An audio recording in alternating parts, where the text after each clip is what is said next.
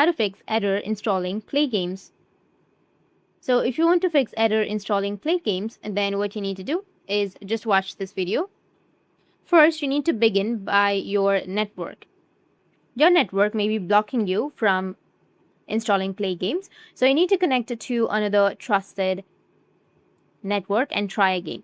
Try downloading the Play Games from the official page and running it. Some antivirus software or company policy that's active in your machine may be interfered with the installer execution. The installer won't be able to succeed until it's able to run without interference.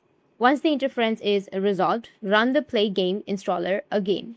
Try downloading Play Games from the official page and running it again.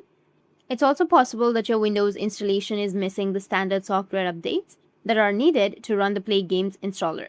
So you need to make sure that your device is also updated. Once done, your problem will be fixed. Or just report the problem to Play Games. That's it, and if you have any questions, feel free to comment below. Thanks for watching.